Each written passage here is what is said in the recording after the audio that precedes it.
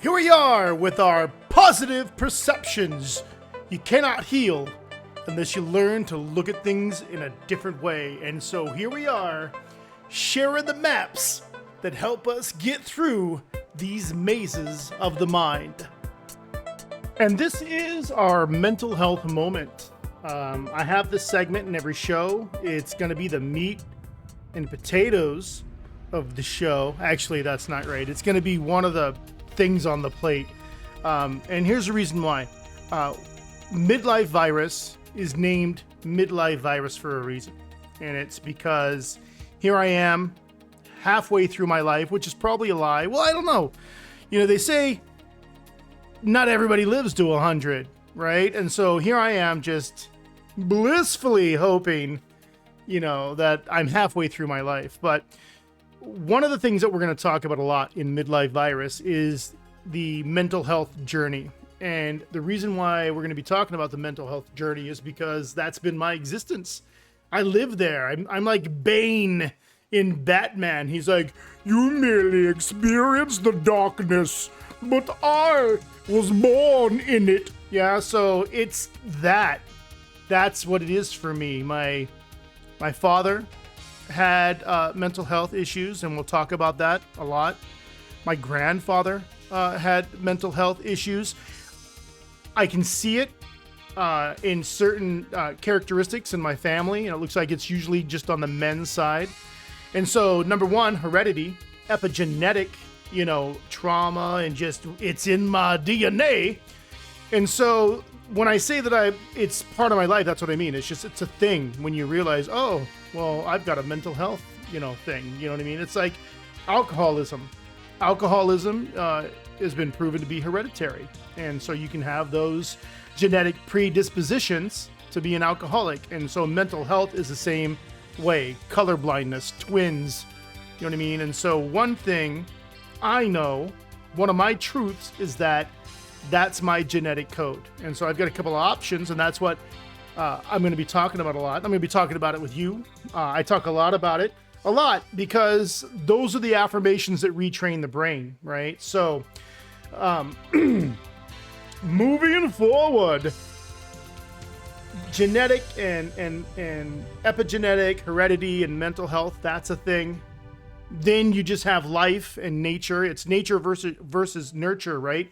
And so you just got the nature and the nurture part. And when those two things combined, they create minds like mine, and I'm not alone. And so we are here in this segment, our mental health moment, our my symptoms don't match my reality moment. We're going to talk about all those things because one of the great things that comes with experience is wisdom. The things that you survive are the mind maps that you can rely on. You can go back and say, okay, I was depressed, I was anxious, I had suicidal ideations, I was hallucinating, I was just flat out broken, and I survived those things, and these are the footsteps I made in the snow to get where I am today. And so, one thing I suggest, because I've done it, is be retroactive and go back with your introspection and write those notes, write those footprints in the snow down,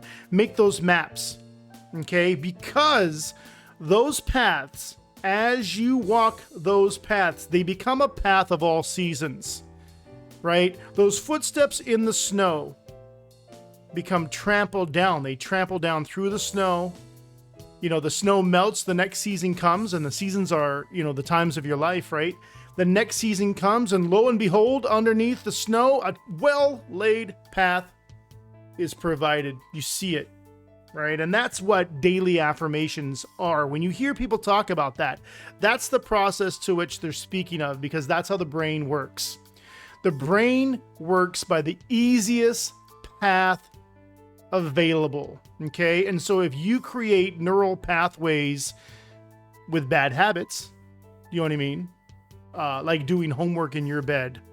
And you might think, well, why is doing homework in my bed a bad habit? Well, doing homework in your bed is a bad habit because your brain has been trained to activate its I'm going to sleep time mechanisms, right? And so when you lay your head down in bed, that is a time for sleep. And even though you equivocate it with rest and relaxation, that rest and relaxation should be found maybe in a different place, perhaps a couch, you know what I mean, or somewhere else. Do your homework out of bed, just for that simple thought. So then when you do lay down and you're in bed, that's a sacred place, and your mind, boop, wants to put you to sleep.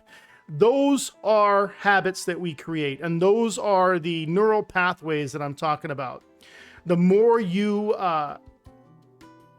give the example of bad habits, those neural pathways will get larger and larger and larger. And when there's nobody on the road, the traffic is easy, right? You can speed right through there. Woohoo! So what we do with our daily affirmations, with our cognitive therapy, that's what cognitive therapy is you slowing down enough to say, wait a second. This feels like the beginning of every bad habit that I have. I'm stepping into habitual behavior. Maybe I should just slow down.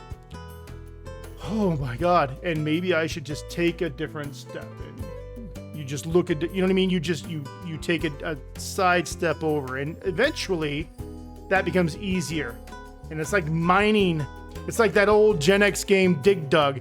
You know, the more you mine at it, we're making all these little cool pathways, and now you have a new pathway. And the pathway maybe is now you don't have resting prick face. You know, maybe before you had a bad habitual, behaviorism of like, I fucking hate the world, and you just prick face. Maybe now you can stop that. And that's what I mean. You can realize different things. Even people like me with heredity, with childhood trauma, with all kinds of broken pieces and weird ass things in my closet, you can rewrite those things through cognitive behavioral therapy, through cathartic release, writing, through affirmations, through friends, through things like what I'm doing right now. One of the strongest things you can do, and there's a couple steps to it, but one of the strongest things you can do is actually teach. Testimony is powerful. Why? Because as you teach this process, you reaffirm it and you become better at it, right? It's a perfection process. Now, getting the courage to get there is hard. Well, it was hard for me. And I know I speak for a lot of you, because the courage to actually speak to your vulnerability is the scariest thing out there, right? And that's why this cognitive therapy, I said that in the weirdest way, but this cognitive therapy, that's why it's important. Because when you're in between sessions, or you're alone, or you're hiding yourself, or you're just locked away, or whatever you are, you're in your own mind. You could be in a room full of people. But it's when you're alone, that's when this therapy helps. That's when these affirmations kick in. You start to train with a new habit. You build a new skill set. And some of us, it's scary. I can only speak for myself, but I pray solidarity speaks to you and you hear what I'm saying, because I know that just in my own world, fear was massive, because there were 1,000 examples where I asked for help and I was ignored or mocked, ridiculed. You know what I mean? The mockery probably was the worst part. But you learn through what? Those affirmations. And I can tell you, I don't just speak from like, hey, catchphrase man. Yes, I'm the man slinging catchphrases. No, by all means, go in and read my work, check out my quotes. All those quotes, every little dinky quote I have written is actually an internal dialogue, is an internal conversation that I'm having. And so that's what I mean. You want to have that cognitive discussion with yourself. You want to feel it. Feel the symptom, feel the trigger, feel the emotional rush as it comes.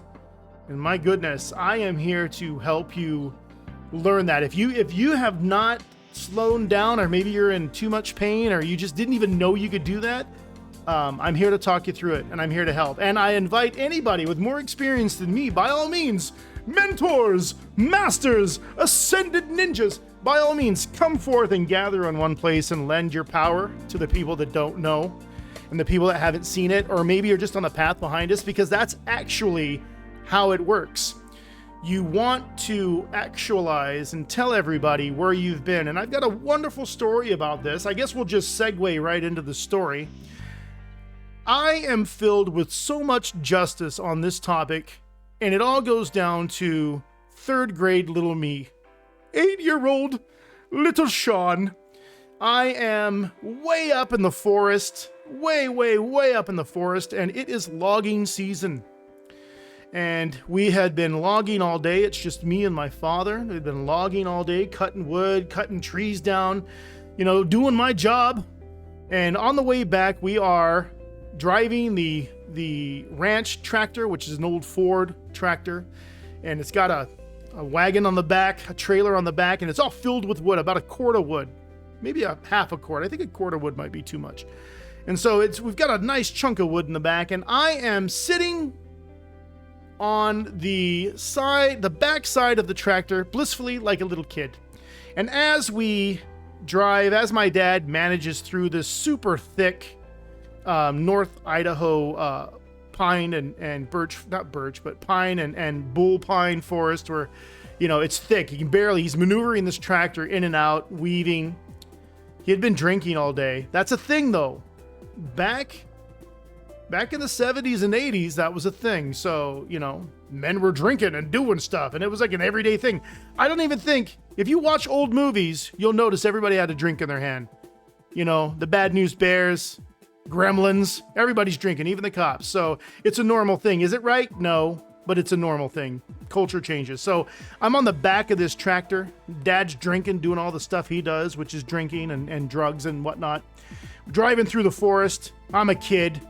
And I watch as my dad is moving the tree branches out of the way so he can drive through this thick forest. And, they're missing me until one big, massive branch he lets go, and I don't even think he's paying attention. I don't know. And the branch whacks me, thwack, and I get knocked off the tractor, face first in the mud, arms sprawled out, just in time for the back wheel of the tractor to run my arm over, and it breaks my arm instantly. I scream out in pain. My dad looks back, and reverses over my arm. And so my arm gets ran over a second time. And I'm 8, and this is excruciating pain, and we are miles from our ranch, and our ranch is 15, 20 miles from town. And so here we are. My dad now realizes that I have a broken arm. And the reason he realizes I have a broken arm is when I get up, my arm is, boogity, broken. If you're not watching the show, I am now shaking my limp, dead arm in front of the camera like a dead rope, like a fish, just a limp, it's dead, it's broken. And so gets me on the tractor, and he is doing full speed in this tractor, which is probably 20 miles an hour downhill. And so I'm broken. Arm is broken, and he's going down the hill. It's crazy. We're bouncing. It's like the beginning of the Commando movie with Arnold Schwarzenegger, and he's chasing after Alyssa Milano after the commandos have kidnapped her, and he's like, crap, they ripped the alternator out of my truck. Well, shit, I'm Arnold Schwarzenegger, so I'm just going to push the thing down the hill, and I'm going to put this thing in neutral and fuck it. And that's what happened. So we're just flying down, creating probably more havoc on my arm than either one of us can imagine. We get down there, and we had to wait because my mom was at work with the only car. And so my mom gets home, and we drive into Kootenai County Medical Center because I'm from North Idaho. And so we get there, and it's time for me to be seen after waiting in the emergency room. And then we had to wait because some guy had his finger chopped off. His finger was cut off, and so they had to scoop me off to the side while I wait in excruciating pain. I remember all of this vividly. Why? Pain seems to sear memories into your mind. It's a wonderful thing. So we wait. Finally, the doctor comes, checks out my arm, and he wiggles it. Does this hurt? As my broke-ass arm wiggles, I say yes. I get a cast, and it's a thing. That's what happened. Busted up, teaches me a lesson. What is the lesson that I learned from this? The lesson that I learned from this is always hold the freaking branch for other people. If you are on the path, if you're driving the tractor, if you get it, oh my God, don't do that. Traps to the ego is gonna fuck you up. Oh, whoa. Don't do that. Don't take the bait. You know what I mean? If you can hold that branch for another person, that's amazing, because not holding that branch is just flat out neglect to another human being. It doesn't take but 3 seconds to impart your wisdom, to hold up a stop sign. And hey, if you bring the horse to water and if you bring the horse to water and the water pisses in your face, then it wasn't meant to happen. No, what I meant to say is if you bring a horse to water, sometimes you can just do it to yourself. Okay, slow down. If you bring a horse to water and the horse doesn't want to drink the water, it's not on you. You know where the water is. Maybe the horse isn't ready for the water, but the lesson is, and the lesson will always be burned into my mind through pain and experience, is that you need to hold the branch for other people. And so here we are in our mental health moment, sharing things, holding branches, holding space. I want you to know that Midlife Virus is a safe space to talk about mental health. It is a safe space to talk about treachery and triumph. It's a safe space to clarify and define. And that's the highest motivation that I carry in producing this show. It's holding the branch, because holding the branch is important, right? It's how you sustain not only yourself and your honor, but for those people that don't want to get thwacked by branches. Moving forward, I went to school with that cast on my arm, and I had to lie. You know what I mean? I had to lie about how it happened. I fell off a tractor, because back then, to tell that story, just like now, many parents would be like, what in the living hell is going on with your father? And how are you put in so many crazy situations where you end up getting hurt? Yeah, because the tractor story isn't the only story. And it's not I got you son of a bitch childhood trauma reckoning. It's not that. I'm beyond that. I'm well beyond that. I think that's the whole thing. Midlife Virus is a midlife story. I'm almost 50. And so the blame and the shoulda, coulda, wouldas and stuff, you get beyond that at a certain part in your age. You know what I mean? A certain part in your life. You get beyond it. It now becomes an observational note on how this experience unfolds and organically manifest within a person's psyche and their mind. That's what it is now, because my dad's long gone and dead, and my mother is forgiven. Yeah. And so all these things just moving forward now are just observational points. And that's what cognitive behavioral therapy is having the moment in time to sit with what is going on in your mind. Yeah. Do my symptoms match my reality? And in my case, my symptoms do not match my reality about 99.9% of the time. And so I often look back on my life at the triggers and the episodes and the blackouts and the temps, everything, the anger, the pain. I still now, when it affects me, when it sneaks into my life now and I miss it, it's a thing. And I think we together are going to find more things, right?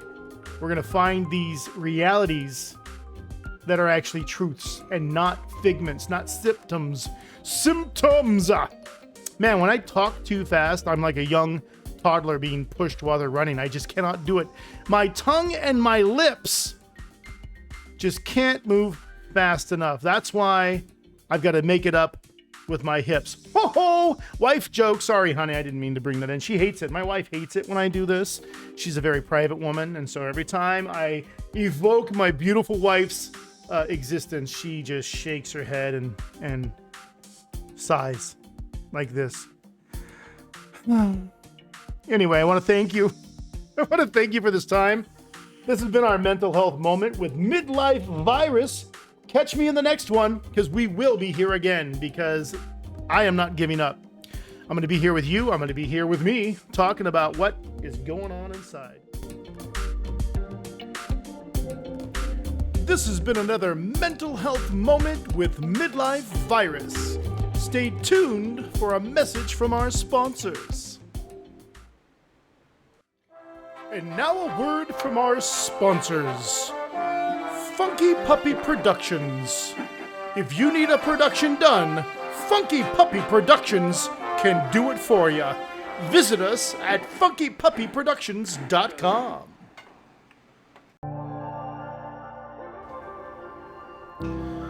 All I know is that I know nothing at all. And it's because of this mantra I've been honest. I don't have all the answers. I can only seek the answers. And hopefully, together, we can find these answers. Because after all, we don't know anything at all. You know, I tried to sound super sexy saying that. And I sounded like a complete idiot. Here's the truth. I'm just trying to find answers because I'm getting sick of being lost. And so here we are. We're going to work on this together. Join me as I join myself here at Midlife Virus.